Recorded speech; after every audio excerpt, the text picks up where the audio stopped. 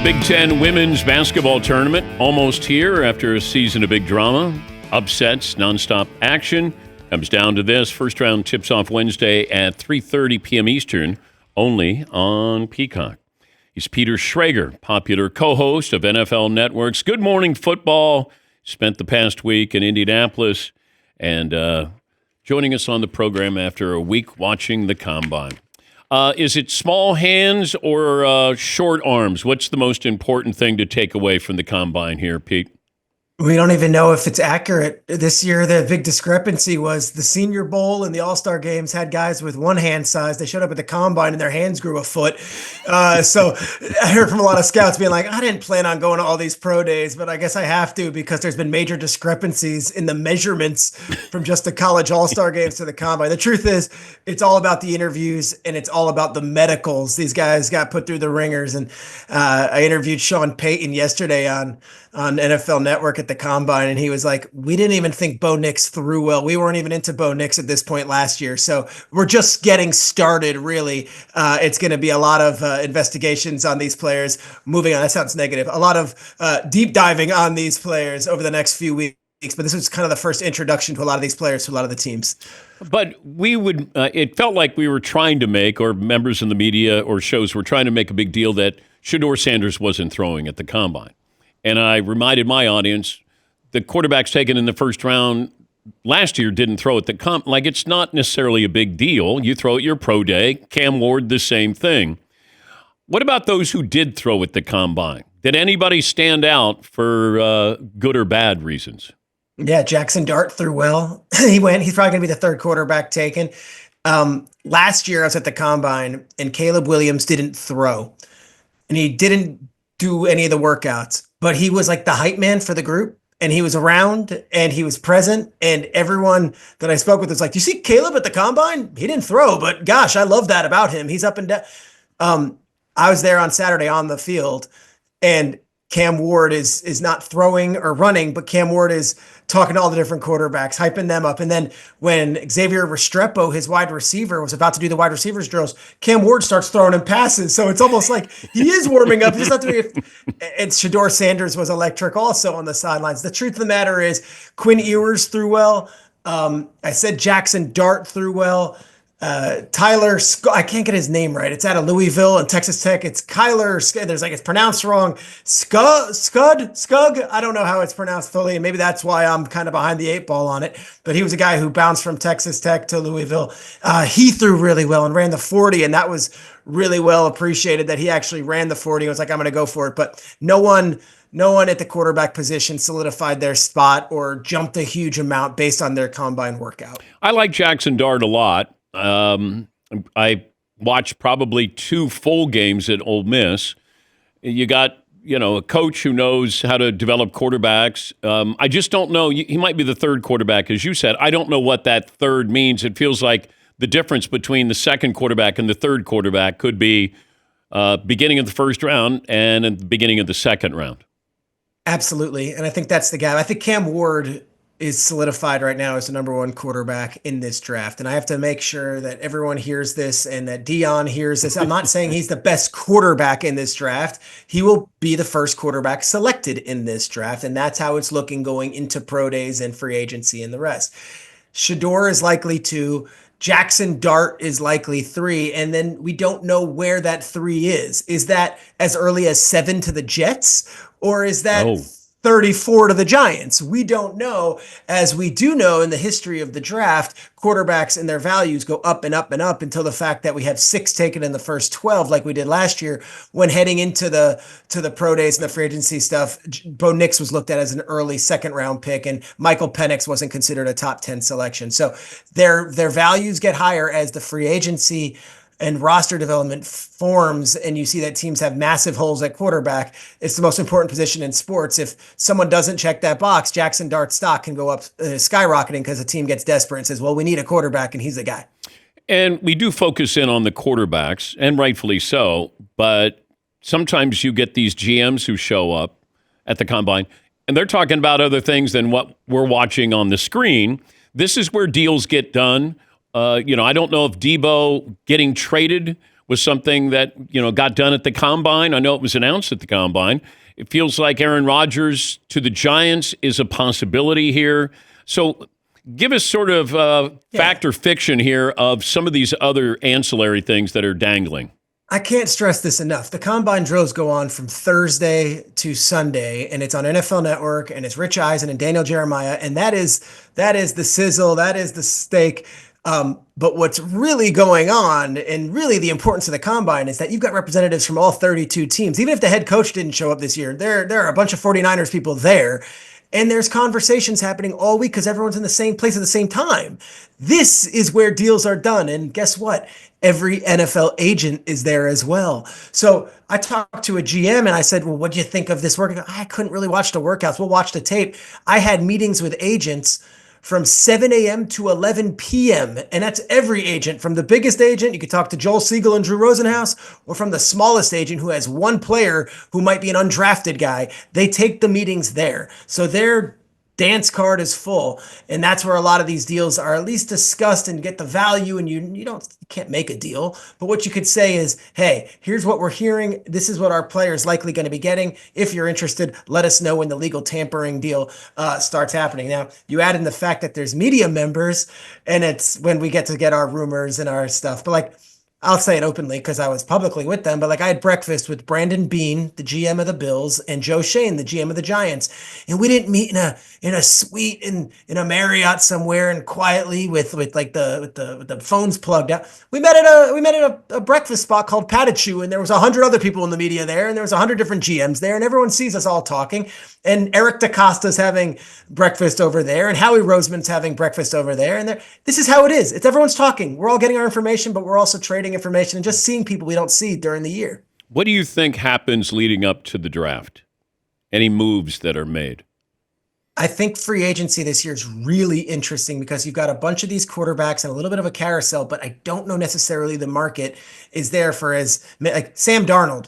If you had told me week 17 that Sam Darnold was going to hit free agency, I'd say there would be a line out the door. I don't know Sam Darnold's market right now. In fact, it went from being, no doubt Minnesota has to bring him back. Those 8 days where they had the season finale on Sunday night against the Lions and then lost on the Monday night 8 days later to the Rams. Like, I don't know. That could have cost Sam Darnold millions and millions and millions of dollars.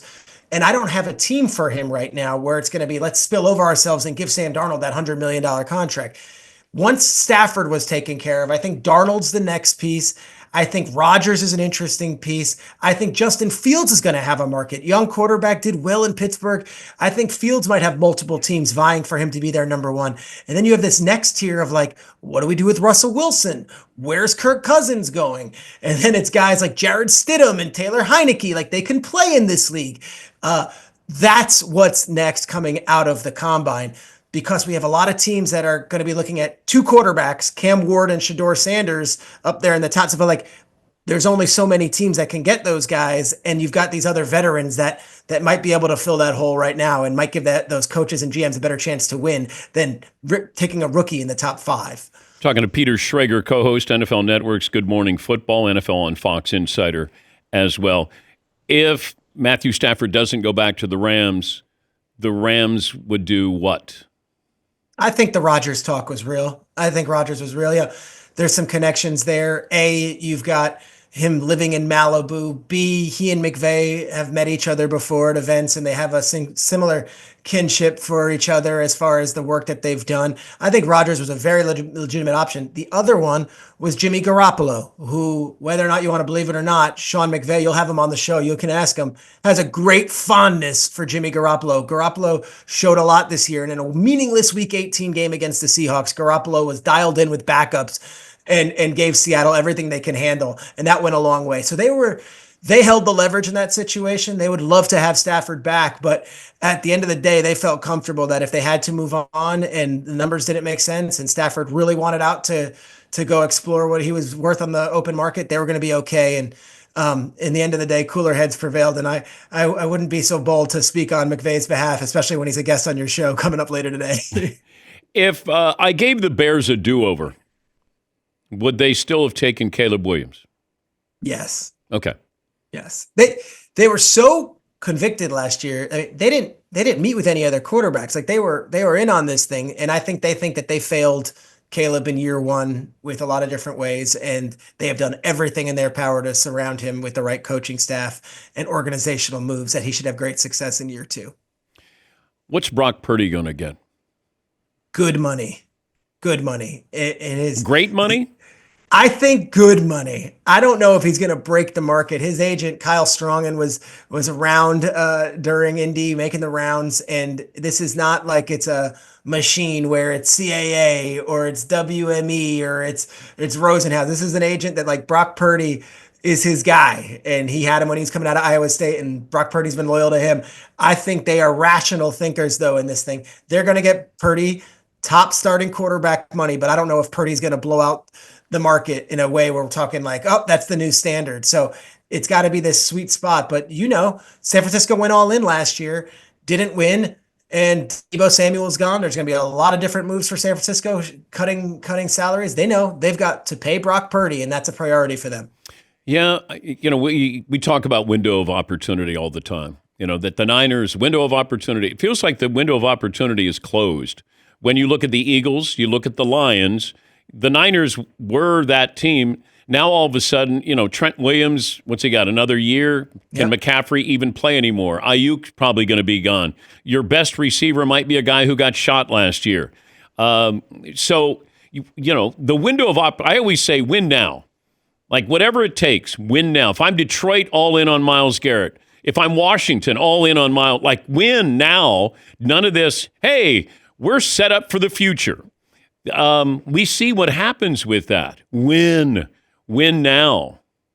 Well, win now covers up a lot of potential. Hey, wait a second. What was that? Like, people forget the Niners in Lynch and Shanahan's first draft took Solomon Thomas, number 3 overall, over Mahomes and whoever else, and then they took Reuben Foster in the 20. Like, we don't talk about, wow, they really missed on that draft with a 3rd overall pick. They took Solomon Thomas. They traded 3 first-round picks for Trey Lance. Like, we don't talk about that. We talk about the wins and the success and the ability to find Brock Purdy and to find George Kittle and to get all these moves to get Christian McCaffrey there. I have no doubt they don't regret going all in and paying Ayuk his money last year and paying Deebo, because they were 3 points away from a Super Bowl. And if they don't receive the kickoff, who knows what happens in that Super Bowl, where that's an organization. And Jed York, since he took over the organization, has knocked on the door so many times for that Lombardi that they were going all in last year. It just fell apart in historic fashion, and they didn't even make the playoffs. They're going to feel it this year. They will. But Brock Purdy, it's not on him. I think he actually played really well, and they respect the fact that he stood in the pocket, he took the hits, and he had a good season last year despite a lot of shortcomings for that team. The tush push came back to life as far as let's outlaw it. It felt like that was the topic of conversation, or one of the big topics there. It's cooled off a little bit, it feels like. But I don't know if it's cooled off enough that we go, let's table this until next year. But I don't know, like, what's your general consensus of where are we headed with any changes to this play? I think behind closed doors, people don't like it. And away from the microphone, people think it's not a pretty play. It's, you saw the health and safety data came out that there's been 0 injuries from the tush push. So a lot of that is a little window dressing. They're like, oh, it's not a safe play. I just think people don't, it's like kind of gross to watch it. It's not fun. It's like, all right, here we go. It's a formality, almost like the extra point. That said, there's this masculinity and there's this machismo amongst the NFL where if you're out there, and Raheem Morris was out there, he's like, I don't like it. And people were like, oh, well, if you don't like it, then you got to stop it. Like, there's this like testosterone filled thing where, the Eagles do it and you're not going to take it away. I can't imagine they remove it. The injury data's not there. It is a play of skill in a lot of ways. And the fact that Jason Kelce retired, Cam Jurgens filled in, and they were able to execute it the way they did, it does feel like you're penalizing the Eagles if you're getting rid of it. But from an aesthetic standpoint, call me an artist, if you will, or a poet, or someone who's into, the beauty of the game. I don't like watching it. I don't think a lot of people like watching it, but it is a certain play, and it hasn't been stopped. And one team excels at it. You can't get rid of it based on that. You got to get rid of it based on, hey, there's players getting hurt at a higher rate, and that's just not the case right now. I still think that they would be extremely successful with just a quarterback sneak. You took away the lineman behind Jalen Hurts, given his ability to do. He's unique. This is really, he does something, when you're going to squat 500 or 600 pound, whatever, like he has an advantage that I think that they would still be very successful. J.J. Watt joined us last week and he said, look, the play's unstoppable. So here, 3-time Defensive Player of the Year said, you can't stop it. We had fun. We had fun with Frankie Louvu from the Commanders jumping over 3 times and then Hockley being like, we're going to give it. That's not what John Facenda wanted to be, doing NFL Films highlights over. I promise you that. Good to talk to you. I know you had a busy week. Thanks for making some time. You're the best. They pushed our show from Good Morning Football back a little bit, and I haven't been able to come on all season. It's a thrill for me to be able to do it today. Okay, we're going to be at Lambeau for the draft. Yeah. We would love to be able to see you up there. I know you'll be important. We're just a little show. When I wear a suit and tie, I'm a different guy. Here, casual, I love being with you. It's okay, great. so if you have a suit and tie on, do not approach you. Don't even bother. Okay, fair enough. Fair enough. That's it. Yeah, thank you, Peter. That's Peter Schrager. Yeah. I was the same way at SportsCenter. If I have a suit and tie on, don't bother me. Don't make eye contact. I got work to do. Peter Schrager, NFL Network. When we come back. Don't make eye contact. No, don't it's even. One of the first things I was told when I got to ESPN. Yeah. If Dan's in a suit, don't make eye contact.